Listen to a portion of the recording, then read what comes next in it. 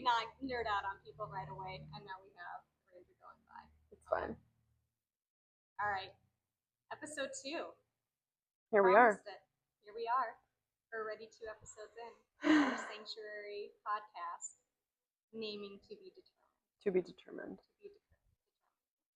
Stumbling my words already. We're on to a strong start here on this topic. But hello, everyone. For those listening, I am Megan Pirelli. I am the Vice President of Solstice Sanctuary. I'm joined here today with Angie. I'm the President of the Sanctuary.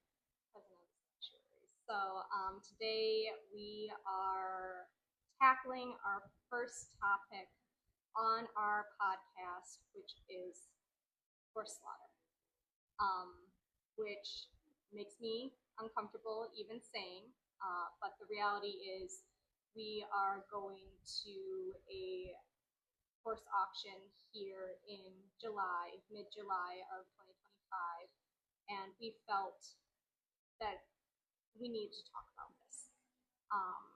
We wanted to share both our perspectives, lived experiences, right? So from us, through our eyes, what we experienced a little bit here about the auction process. We'll do a separate podcast on that.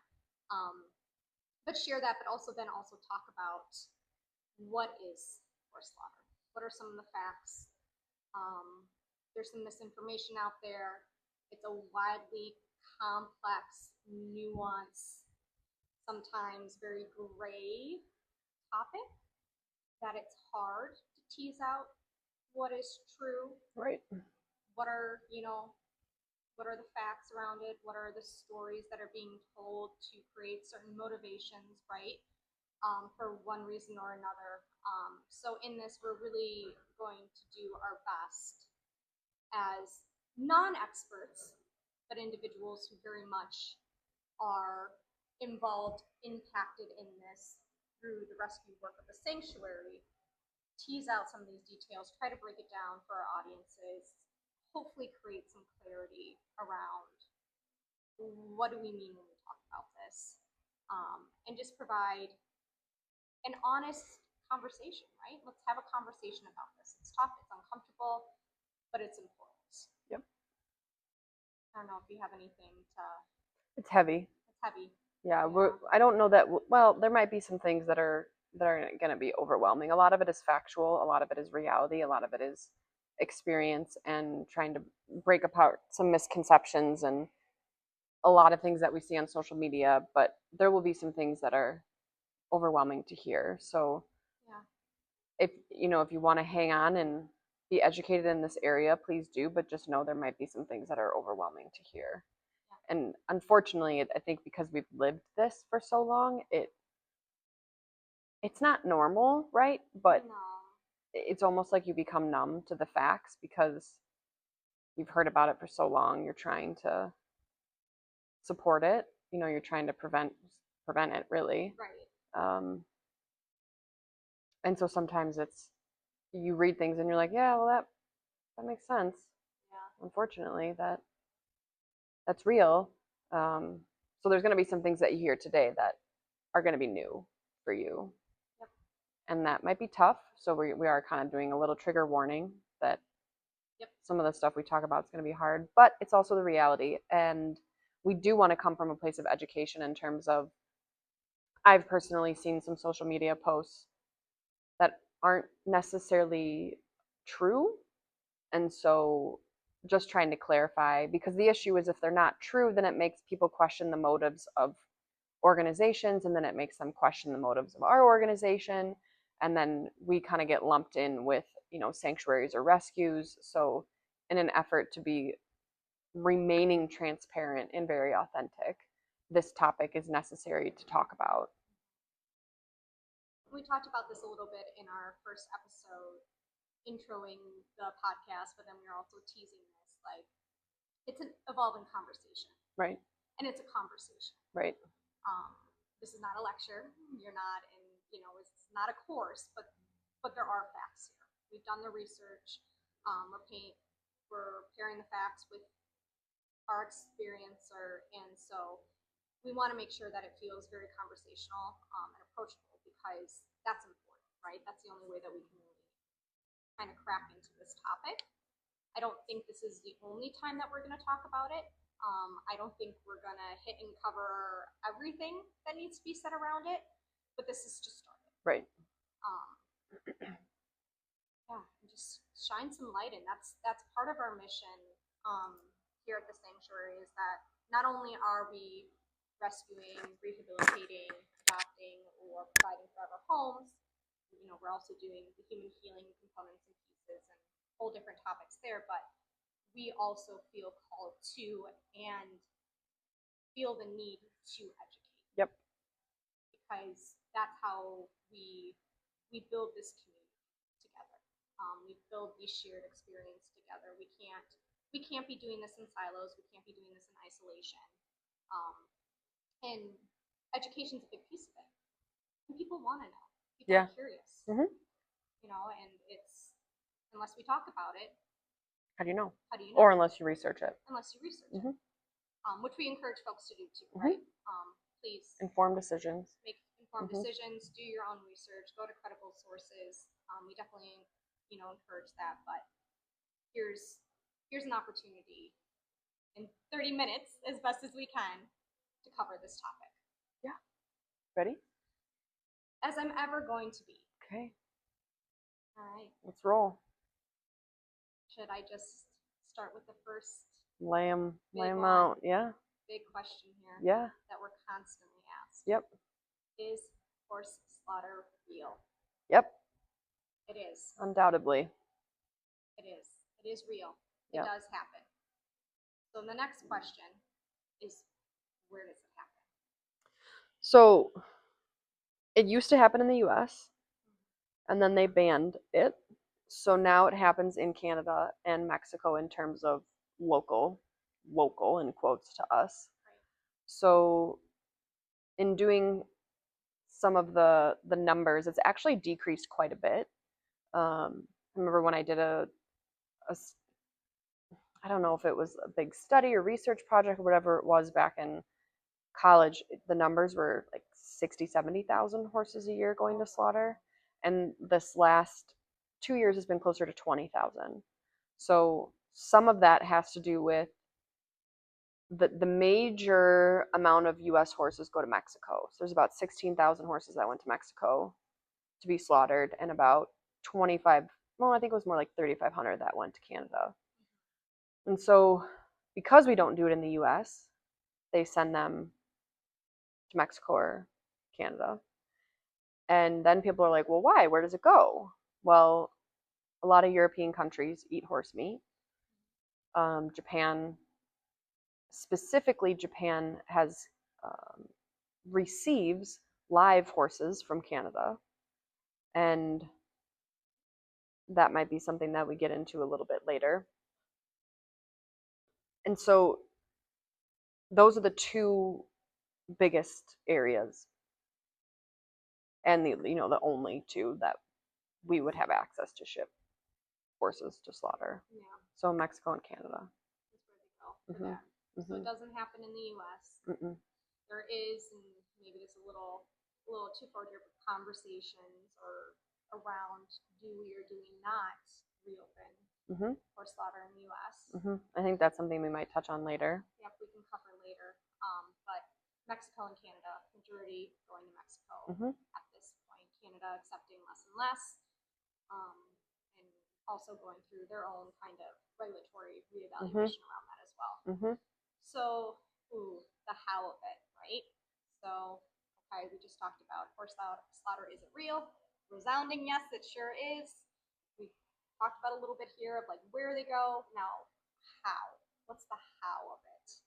So, transport, trailers, and there are generally regulations to get into Mexico and Canada with the horses. They have to have Coggins or they have to have health certificate, which is medical requirements seen by a vet. But if they're going through an auction, technically they get Coggins at the auction, which is a whole nother. Maybe we can pause there. What are Coggins? I think it's for equine infectious anemia, EIA, as I'm pretty sure what Don't quote me on that. I'm pretty sure that's what Coggins covers. And so essentially, it's a transmittable disease that blood has to be drawn. They have to be negative for it, and then they can be transported or they can arrive at a show. Don't quote me on what Coggins is for, though. But it's a required medical blood test. Only by a veterinarian, has to go to an approved lab. The results have to come back, and they have to have a negative result. For those of you that are in the horse world, you're super familiar with that. Transporting across state borders, you always have to have a active Coggins, things of that sort. But essentially, it is a blood test demonstrating a negative in order for them to be transported. So then they either ship to Canada or Mexico. And a lot of the times the trailers, I mean, I don't know if people are local to us, and this was, God, it had to be, what, 14 years ago, because it was before Bradley and I, that there was just about 30 minutes away, they were transporting horses in livestock trailers, which essentially mean they can't fit in there, and one of the trailers tipped over. And so those horses were going to Canada for slaughter, which is confusing to me because they were from the PMU farms, which is the pregnant mare urine. That'll be another topic. Oh, yeah. So I don't know why they were coming down to go back up, because the PMU farms are in Canada. So that was confusing. That one I never really understood why. What was happening there. And why they were going back north. So anyways, a lot of the times, some of the issues with this is that the horses are transported in trailers that are meant for cattle or pigs, swine. So the how and it's against the law to transport them in that. So when you go to the auction, you'll see the transport trucks that look very similar, but they're not double decker. So it's one big long semi trailer. Yep. And they're either going to the feedlot or they're going direct to being shipped to Mexico or Canada. Yeah. So the how is transport. And if you think about it, we went to an auction in Iowa and they're getting transported to Mexico. Are they going straight there? Are they stopping at a feedlot? Is there water in the trailer? Are they getting hay? Who's regulating that? Even if there's laws, how do you have people that regulate that? Right. That's a whole system in itself to keep that many people employed to regulate that. So then if they're going straight from Iowa to Mexico, how long is the drive? How long are they in the trailer? So that's another. These are some of the unknowns in areas where, okay, yes, there are regulations. There are written laws to some extent, degree, in which these animals need to be handled in a certain way, receive certain resources in order to be properly and within the law to be transported. The enforcement piece, right, is really where things start to get frayed. And sometimes, and this is not for us to say that there isn't any enforcement, but it is one of those where it's hard to keep up. It's hard to keep up. Yeah. It's hard to keep up. It's hard to be at all these places where this is happening. Right. It's not just one central location where someone can come in and evaluate all this. It's in these sources, right? Whether they be auctions, feedlots, all that. Puppy bark. They're happening on a weekly basis, right, all over the United States. It's a big system. Yeah. You talked about feedlots, and I don't want to go too far into that, but again, just thinking for our audience, if this is the first time you've been introduced to this topic and don't really know, it is what it sounds like, but maybe just kind of, what is the purpose of a feedlot? Why would we bring them there? Why would someone bring them there? Not we. Yeah. So there's feedlot versus kill pen, and I think some people will use that phrase interchangeably. And there's also kill pens that are now making a business of going to the auction, purchasing horses, and selling them from the kill pen to humans, anybody that wants to buy them. Yep. If they don't sell, then they ship them to slaughter. So they put a ship date on them. So it's this sense of urgency, this sense of fear, this sense of pulling on the heartstrings. So it is a business model that is questionable. It's a business model that a lot of people do not resonate with. But the hard part is, it's not the animal's fault they ended up in a feedlot or a kill pen. So for example, we go to an auction in Iowa and we know somebody that is local to us that has a kill pen. We see them there. We witness the animals they're buying, and then we see them go home and list the animals and sell them. The reality is it's tough to then know that they're making money to buy them, to get them from the auction and then ship them to slaughter. But in the same breath, they are also taking the time to get the animals to find a home. So it is a morally gray area, similar to bringing horse slaughter back to the US. It's a gray area because, as an example, if you have an animal that goes there and that animal is going to get shipped and they have a ship date and then they're going to ship them, do you punish the animal and not purchase the animal from the kill pen because they ended up in the kill pen? So they're the middleman of a system that's already an issue. So they're just benefiting from the system that's already an issue. But it's morally gray because do you support the kill pen or do you just let the animal die because the animal ended up there?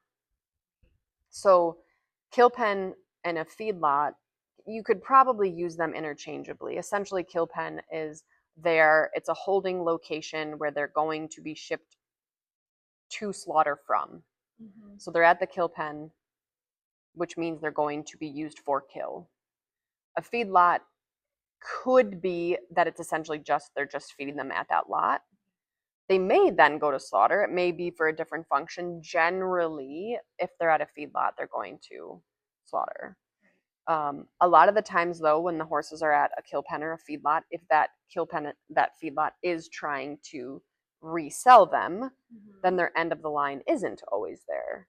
They're taking the effort and the time to list them and put them on social media and find them a home and make it clear.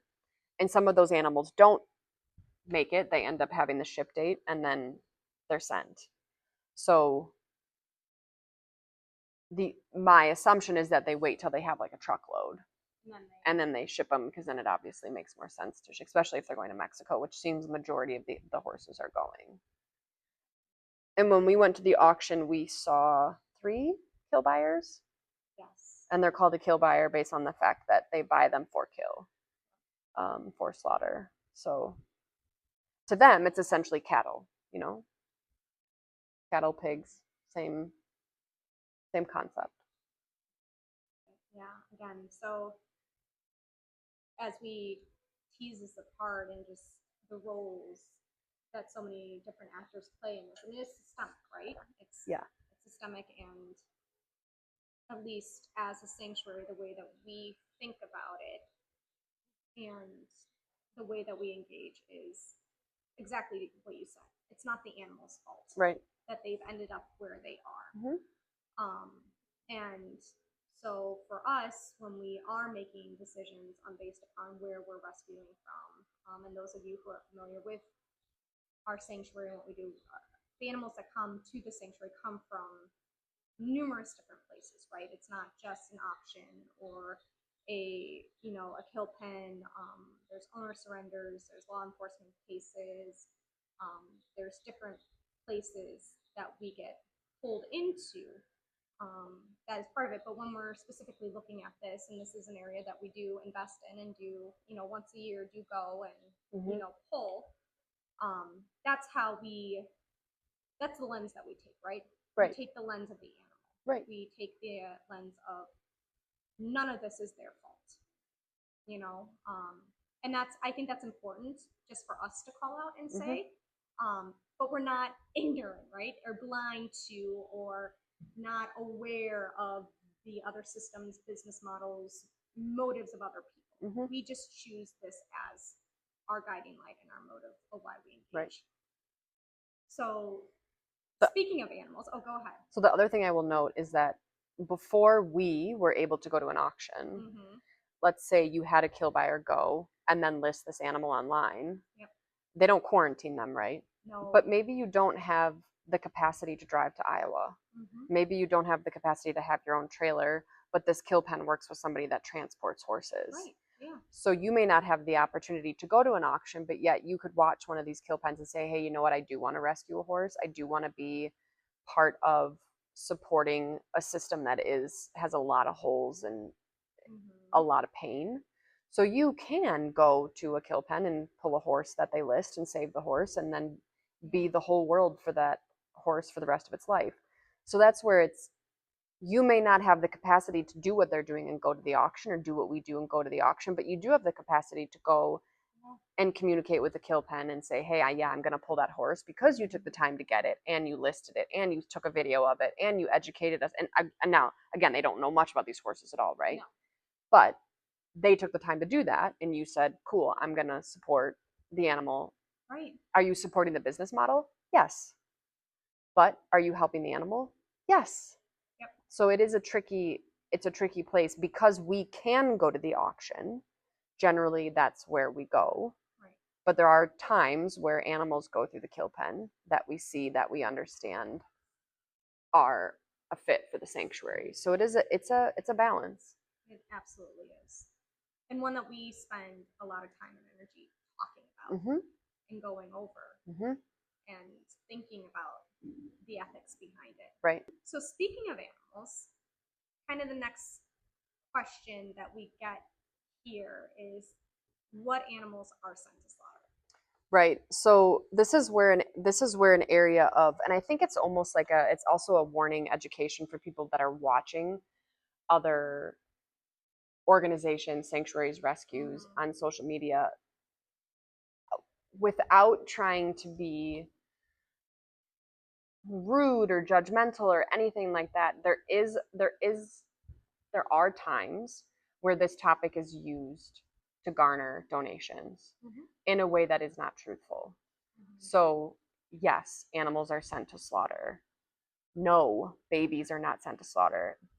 But pause. Yes. The age requirement is only 6 months old. So technically, babies are sent to slaughter. Or are born at the lot. At the lot. That does happen. Yep. And because they're pregnant, they don't know that the horse is pregnant. Now the baby's born there. Yep.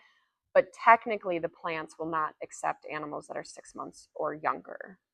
So sometimes when you see, like posts that has like a mare and a foal and it's like, oh my gosh, they're going to go to slaughter, da da da da. Yes, possibly in a couple months if they spend their time at the kill pen. But in that moment, are they going? No, they're not. They cannot send a 2-month-old. Now, could they? They might, again, because this is where the regulations, who's enforcing it, right? Yeah. The law says no, but who's enforcing it? Yeah, watching out for this. Yeah, so I think that's where it's important to be educated on it, where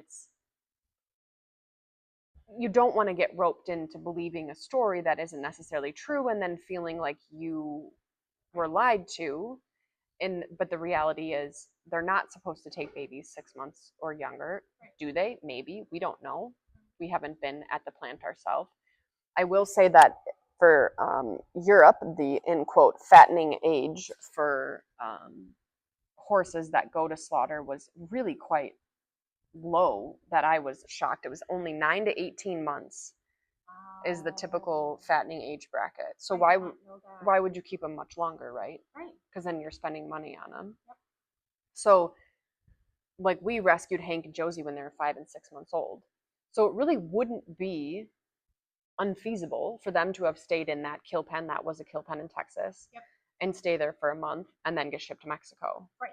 So that is a true reality. A new baby that's just been born, the issue is that it almost creates more difficulty for the plant and the people to ship them, because now you have a baby you have to worry about on board.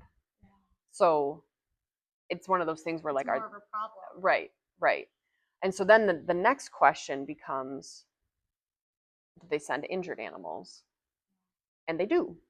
There are regulations that say they shouldn't, that plants shouldn't accept them, but they do.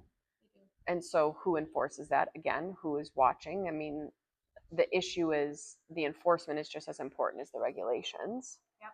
So that's a tricky topic too, because there's been times where people will be like, oh, they don't send injured animals to slaughter. They can. It backs up the pipeline.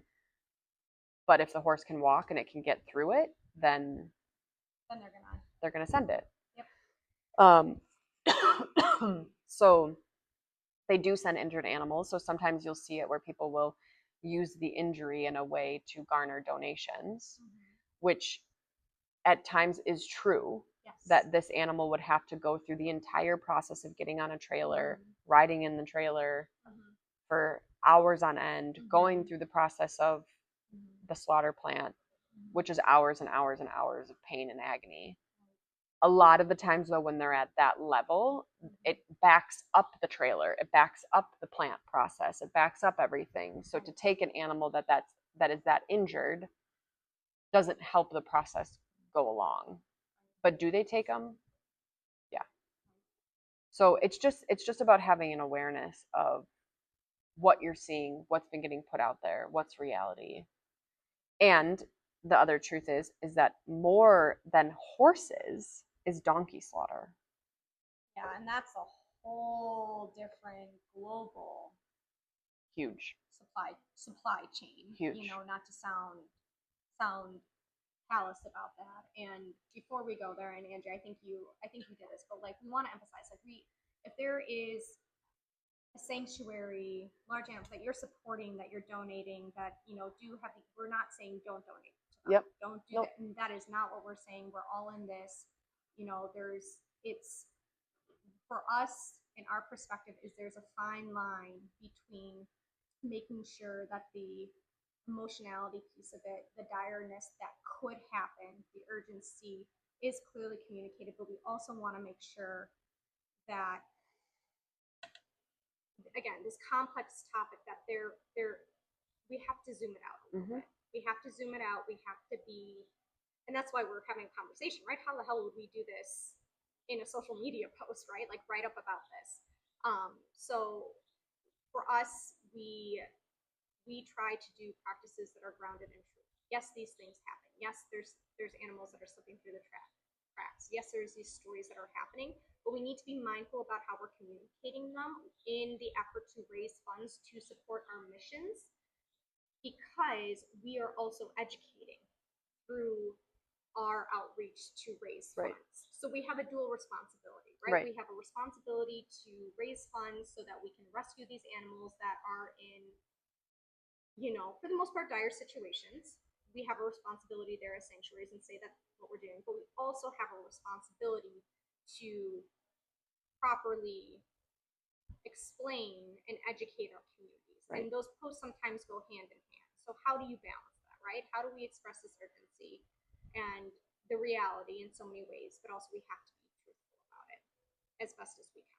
Yeah, because the difficult part is if you see a post and you resonate with it and you make a donation and then come to find out that the information that was on that post wasn't accurate, it's going to make you question the entire system. It's going to make you question every rescue, every sanctuary. And so then the pieces of the puzzle that aren't being truthful then hurt all of the organizations that are doing it truthfully. Right. So that's the tricky part, is it's like, don't shy away from it, right, but also educate yourself on it to understand that it's real, it's happening. There are some people that are going to say they're never going to ship an injured horse. They might. Yeah. There's some people that are going to say they're never going to ship a baby. They might. There's some people that are going to say they're never going to, process animal meat or horse meat that has drugs in it. They might. So, and that's one of the things that the European Union did, is they stopped accepting horse meat from Mexico based on the fact that there was a lot of banned substances in the meat. Yeah. So, like for the horse people, when we give a horse bute, they're not supposed to have bute if they're going to go to slaughter. So let's say you have an injured horse and the kill pen just says we needed to just, are they going to spend money on bute? Probably not. But we needed to just function to get on the trailer. If they give it bute and people say, cool, we'll slaughter it anyways, now you have a banned substance in the meat. Yeah, so a bunch of food safety concerns then. So then the issue just tumbles. Yeah. Then you just have, you're rolling downhill. So this whole thing is about education and awareness. And getting back to the other part of the fact that this is a very broad number 2.3 to 4.8 million donkeys a year are slaughtered. Million. Ah, So a lot of people, they go to auctions and they think like, oh, we got to get the horses, we got to get the horses. But honestly, it's more the donkeys. it's a donkey friends. Yeah. And what's interesting is the driver for it is donkey hide gelatin used for traditional Chinese medicine. It's a big market. Huge. Mm. Huge. So, and then there's been, I mean, there was information that I was reading again just to verify things, and it is horrific, some of the stuff that happens to the donkeys, because really they only want them from their skin versus their meat. So that's a whole nother world that makes me be like, oh my gosh, we should be rescuing more donkeys. Right? Well, and this is something that is happening globally, right? Mm-hmm. This is happening, before we were talking very specifically about like horse slaughter in the US. Donkey slaughter is something that is even more prevalent globally, but is also part of the US horse Right. slaughter pipeline. Like the donkeys are in that Right. too, and are probably at higher risk Right. because of the value. Now we're not talking about meat weight, we're talking about the Hide. value for their hides Mm-hmm. for this traditional practice. Mm-hmm. Yeah, and so what's interesting in an area that is still gray for me in terms of education is one of the things that we haven't touched on yet is from Canada, they ship horses direct to Japan and they're live. So you hear about horses shipping to Canada for slaughter, right? So you envision, okay, these horses go to Canada, they get slaughtered, the meat gets shipped to Europe, or they eat it in Canada, wherever it is. Yep. The other part of this that is a much lower number, but still very realistic, is they ship them live on planes to Japan and then they're slaughtered in Japan. I don't know why you would, I don't know what the desire is to have them live versus just slaughtered. There is a bill that's trying to be passed in Canada to ban the transportation of live horses to Japan, because the process of that, again, you have regulations, but who's enforcing them? And the issue is you have these horses that go without water, they go without food. They're only supposed to be on the plane for, I think it's like 24 or 28 hours. I mean, still, That's a long time. that's a long time, no food and water. And there's been proof and studies and documentaries and things about horses dying on the planes. So that's a much smaller number, but that's a reality. And that's one that I really just learned about in the last few years, is that we're not shipping them to Canada and then they're getting slaughtered. We're shipping them to Canada and then they're either getting slaughtered or they're getting then shipped to Japan. Then they're going on a longer journey. So what happens in that, and the amount of fear they feel and the amount of anxiety and stress and panic and like just every emotion that a horse feels, because they feel emotions so much deeper, right? Is animals and yeah, so how they process that. And the question that I have is, I don't know if they're shipping donkeys over or if it's just horses. Right. So that's an area that I need to do a little more research in to learn if donkeys are getting shipped from the US over, or is that more they're actually bred over there to be used and slaughtered over there, or is it really a desire to actually pull them from over here? But the donkey thing, that was millions of donkeys versus thousands of horses. That to me was wild. just like when you talk even thousands, but like you talk about millions, just wrapping your brain around that. And the fact that, like, scale. we have Nico, Nala, and Irvin here, and the level on which donkeys understand and operate is a different level than horses. Like, they have an awareness that is so in tune. It's even different than horses. Like, horses have that heart frequency, that heart energy. Donkeys just have that like vibrational awareness that is unlike many animals. So that to me was like, oh my gosh, how many, I can't believe that. Well, right, and that's a piece that you kind of touched on a little bit, but like what the experiences are for these highly relational, highly emotionally intelligent animals. We've talked about the system, we've talked about the numbers, we've talked about the types, who, when, where, the regulations, the enforcement, stuff like that. But like the experience of these animals and what we know, and for that too, like you're an expert. You went to school for that. This has been your career working with large animals, horses in particular, like understanding them and their psychology and how they experience things. And in a system like this that is incredibly traumatizing to them because of the way that they exist, is also a piece that we have to, Right. think about and look at and think about them as these very attuned living beings going through a very horrific process that's designed to be extremely efficient. It's a business model. It's not really factoring in. That's a little bit of an assumption, but my assumption is not really factoring in that piece, the emotionality of these animals. Right. Right. Right. And the hard part is it's like, are you going to stop slaughter? Right. What's the reality? Chances are no. Mm-hmm. And then this is the very morally questionable area that I will not personally provide my opinion on because it may be taken a certain way. Yeah. Is that if you end horse slaughter, then what happens to all the horses that are unwanted? If you end horse slaughter, what happens to all the horses that are neglected? If you end horse slaughter, what happens to all the horses that are used as an example in Amish communities? And then when they're done using them, they usually send them to an auction. They don't always. That's a generalization. But then they send them to the auction. What happens? So if those animals are no longer desired or unwanted or not needed, then what's worse, going to slaughter or suffering from starvation? Yeah. So that is an area where one of the questions that comes up a lot in the equine community and just, animal communities is, do you reopen the slaughter in the US? Because then you can regulate it more. It's a lot stricter, specifically with some of the facts that are coming from the slaughter plants in Mexico. Right. So then the question is, if you open it in the US, does that support the issue of we have animals that are unwanted and there's overbreeding and all of these different things? But then do you also open the door to create breeding programs for slaughter? Just for that. Right. So then you have people that essentially just breed them. Now the thing about that is then you're waiting 11 months for a baby.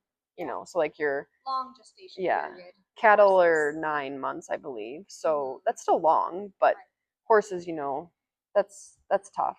So, and it's a lot of food. Is it worth it? I don't know. I'm not in it for that business model, so I don't know.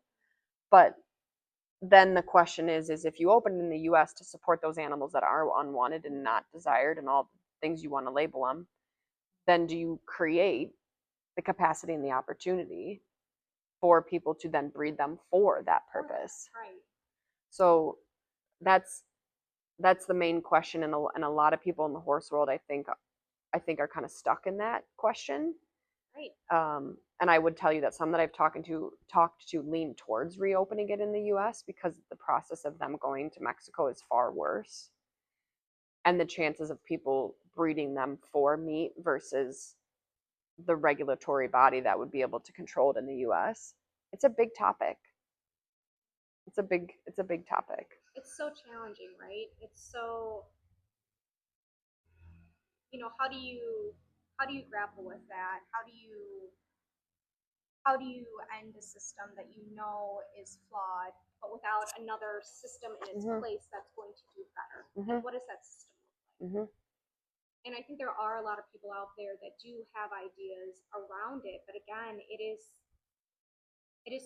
one of those that it is so complex given all of the different layers that are involved with it and where these animals are coming from and where are they going and what does that look like for them, and the lack of transparency across the board, and really understanding their lived experience and what is happening between one kill buyer to the next, what's happening in one plant to the next in different countries and things of that sort. And it's an ongoing debate and something that, like, I personally don't know where I stand. Right. I can feel myself in some ways going one direction. Yep. Trying to think of what in my mind is the highest quote unquote good for these animals given the circumstance. And I don't have that answer. Right. And that's frustrating. it's tough because then it's like, well, what do you now? You've talked about this for 30 minutes. Now, what do you do? What do you do? And so that's where, and we don't want to leave it on like this, like right, kind of helpless, right, nebulous right. type. And I don't think we have. No, and so for me, it's like, I've had people be like, well, you can't save them all, which is one of the worst things you can ever say to somebody that works with an animal organization. Yes. Just don't. Yeah. Just hold that one in. Yeah. Because the reality is we know that, which Very is aware. which is why we're in it, because we know we can't save them all, but we can save the few, and that changes their lives forever. And so I think, you listen to it and you have all this awareness of, oh my gosh, this is really taking place. I feel helpless. What do I do?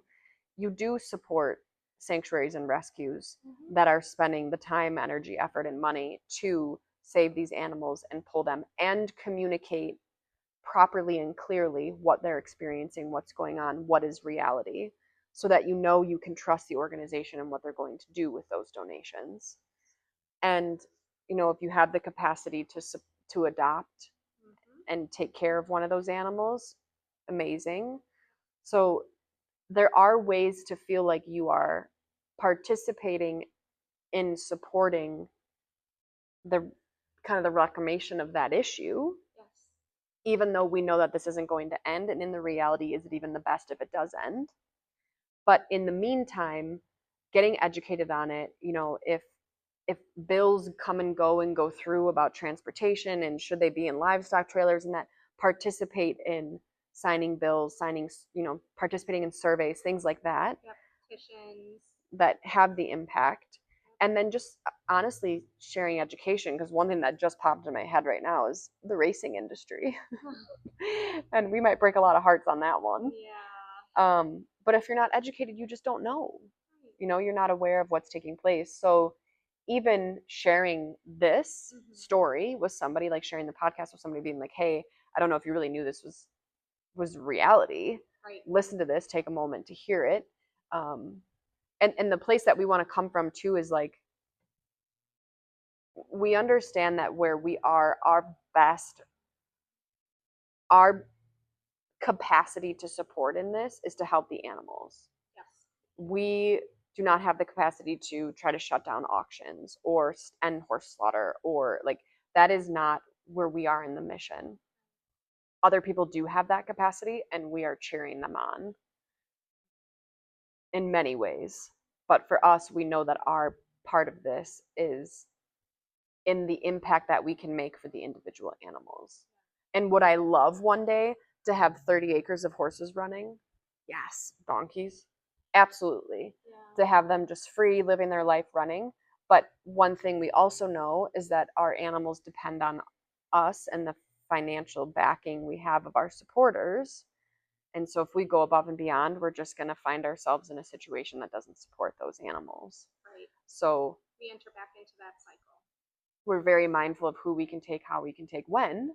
Yeah. And in that, the issue is if you remove slaughter and it's only reliant on the rescues and the sanctuaries, at what level do they have the capacity to actually take care of those animals? Right, truly, and provide them right dignified lives. Right. Versus survival. Right. So it is a really tough topic, and actually makes you kind of, question and ponder and think and feel and understand and really look at the bigger picture, and just have an understanding of like what takes place, what goes on, and what you can do about it. And what do you want to do about it? Right. The choice in it. Right. And then when you're educated with it, then you have, again, informed decision on knowing what you can do, what you're willing to do. And like we said, it's one of those things where we don't want it to end on a helpless feeling. No. Because there's always something you can do. There's so many organizations that are going to the auction and pulling animals straight from there out of the hands of kill buyers. Yeah. Quite literally. Outbidding them. So your money does save the animals. Yes. Like literally hand to hand saves the animals. So if that's how you help mitigate it, it's an important role. Right. Huge. There's so many roles in this that you can play to make an impact. Right. And make a significant impact. Yeah. And the one thing that we wanted to make sure is that we shared this before we went to this auction, because when we go to the auction, we will see kill buyers there, and we will see who they're bidding on. And one of the things that we've kind of talked about a lot in the sanctuary is a lot of the times the kill buyers bid on the horses that are like in perfect shape because they're already of weight. It's going to be easy just to ship them right there. So it's tough for us to see the really skinny ones or the injured ones go through because you still don't know where they're going to end up. Right. But in the same breath, it's the healthy horses that are getting shipped literally direct to slaughter because they don't have to put any weight on them. And that's another ethical, like, talk about decisions on decisions. Oh my on goodness. decisions on decisions. Like, Yeah. if we were to make like this into a decision tree, we'd have like 100 layers. Yeah. Yeah. Of yep. making these choices. Because then you get it, you're like, well, this horse has a body conditioning score of 1, which essentially means bones. Bones, yep.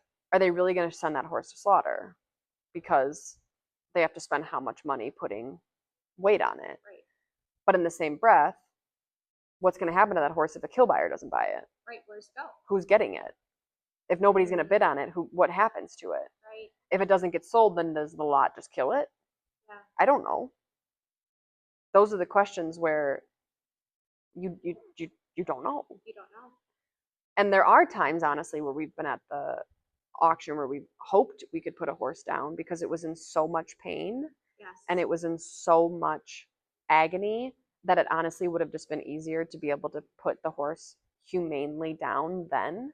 In that place. Yep. Because instead of making it ride in a trailer for another 3 hours or 24 hours to get to its destination, it literally cannot stand. And that's more on the topic of the auction.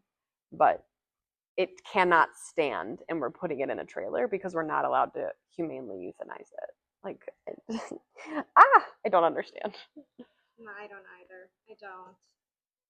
Yeah, even being in this, for the last 2 years deeply, there's so many things that I felt like I had the answers to, but I don't have the answers to.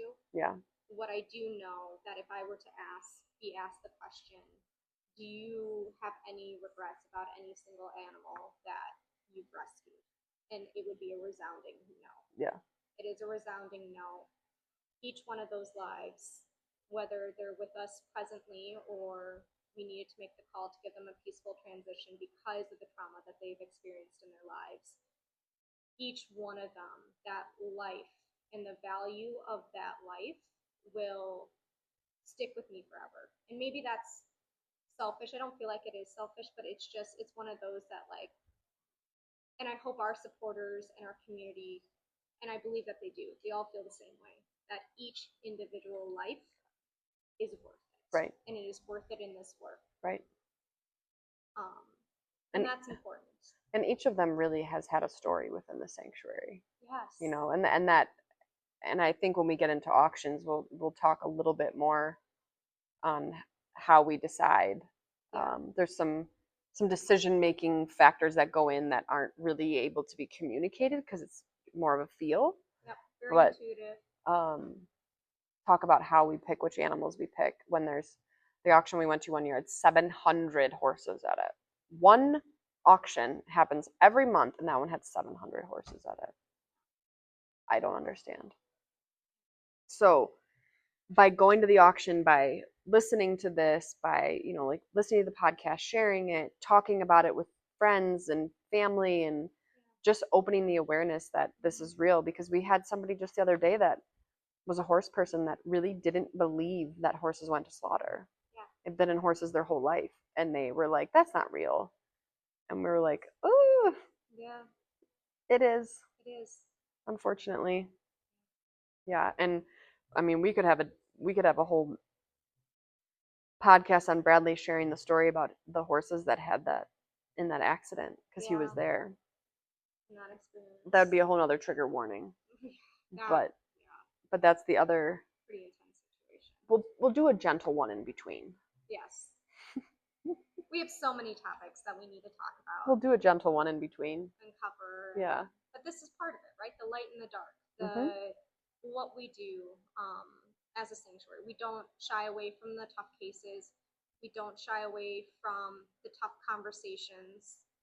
And, we recognize that in this, we bring our humanity into this. And that comes with its flaws and it comes with its uncertainties. And we are truly here with the best intentions in our hearts. And we are learning. Yeah. And we are growing together. Constantly learning. Constantly learning. And if this is, just even something for us all, is to have kindness in our hearts and grace when we tackle these types of topics, where you can't point to a right or wrong answer. No, no. And that's why, too, we are trying to be very mindful of how we're offering the information, because we may have our personal opinions, but everyone has to make their own choice. You do. Everyone has to feel their own choice. And we could believe one thing and you might believe another, and one organization may operate one way and we may operate a different way. And that's all okay. That's all through choice and through what we feel is the best. So that's why we also didn't really want to, there's no pointing of fingers. Everyone's out there trying to do the best they can. Yeah. So with the awareness they have. In this crazy, crazy world we live in. Yeah. But to kind of wrap this up on a lighter note, some of the animals that we've pulled from auction that I believe would have been shipped to slaughter, would have had the capacity to ship to slaughter, just so you kind of have like a hands-on idea of what you're visualizing. Cassia for sure would have been one of them. She was a great weight. She would have been perfect. Josie and Hank, potentially, they just would have kept them for another month and fattened them up. Opal and Catwoman, I don't think they necessarily would have gone, because they're too small for the transport. That's an area I'm still researching, is do they send minis? All of the donkeys, now that we know more about donkeys, so Irvin, Nico, and Nala. And then Mac, who has since passed away, would probably most likely would have. Bloom would have. She would have taken a lot of weight to put on, but she would have. Rhea would have. She was perfect weight. Yeah. She would have been an easy one. Merla's questionable. She had that really bad knee injury. I'm not sure they would have put her through. But she was great weight. Like, she was chunky. So they would have looked at her and been like, sweet. I think that's it. Katori came to us from a law enforcement case, animal neglect case. So she never. Bodie would have. He was 7 months old. He would have been easy. He was a good weight, besides the fact that he was covered in ticks and lice. Another story for another time. Gross. So, who did we Bloom? Oh, Lily. Yeah, Lily. Her mule. Donkey. Or donkey, yeah. Mammoth donkey. I think she's a mule because she was so big. She's huge. So there's an Amara. I don't know that Amara would have, because of her injuries. Yeah. And that's the one where it's like, we don't want to send a false story of, this horse is going to go to slaughter, we need to buy her now. Right. Because I don't know that a kill pen would have looked at her with her injuries and been like, she's worth it to put on the truck and trailer. She's just going to get in the way. Yeah. Especially when we explain how they load these horses to get in the trailer. That'll all make more sense after that episode. So with that being said, there's been a handful just in our organization alone that would have been shipped to slaughter, and because of our supporters didn't have that fate. So that, wraps this really heavy conversation up with kind of a nice little bow on it, in terms of this is the impact that has been made. That maybe, yes, it's only 7 horses, but still, and donkeys, still, it's you've made an impact, and it has changed the lives of those animals. And if you go to our website or our social media, you see the lives of those animals and what they're experiencing and the life they have. So that, because of that and our supporters, that fate has been prevented for them. Yes. Makes me hopeful. And I think about all those, and the ones that are still here with us at the sanctuary, the ones that are in their loving forever homes, even the ones that, we had to give them those peaceful transitions, those lives that we were able to give them. Yep. And that dignity. Yep. And that honoring. And just that seeing of them. And there'll be more. And there'll be more. There'll be more because, like we said, this isn't ending anytime soon. Nope. So, in the support of such a big industry, not support of it, but in the reality of such a big industry, we're doing what we can do. Yes. So, and educating on this topic is probably the biggest piece. And like we've said before, we're not professionals in this area. We just have our lived experiences and the research we've done. So if you have more questions, then you have the capacity to do your own research and understanding. Join us in this conversation. Yep. Yep. And thank you for listening. Yes, thank you for listening. Thank you for, if you made it to this point, hearing what we have to say. And just, joining us in this. Again, we mentioned before, not all of the topics that we're going to be talking about are going to be so heavy. We chose this one very intentionally because of the events that are coming up, but we can't wait to share more about the sanctuary and what we're doing. And this is just, it's a big thing, but it's such a small piece. Right. Of everything that we do. Right. It just is a lot of energy. A lot of energy, right? So we'll continue doing this. We'll continue to share these stories. We can't wait for you to tune in, for our audience to grow, for this to be shared. We just want to thank our supporters and everyone within our community and beyond who made this possible, who have even provided us with the support that we can get to this place. Where we can have these conversations and share these stories. Like, that in itself is a gift. So we're doing this because of you, for ourselves. We can't wait to bring in different voices, our volunteers, vets, different people in the community, maybe some law enforcement, depending upon how that looks, different side of the conversation, and just discuss more of what is this that we're doing and where we are in this journey in this world. So it's been a very good conversation. I almost feel like now I need to go and like ground myself outside in the grass, go hug some of our animals.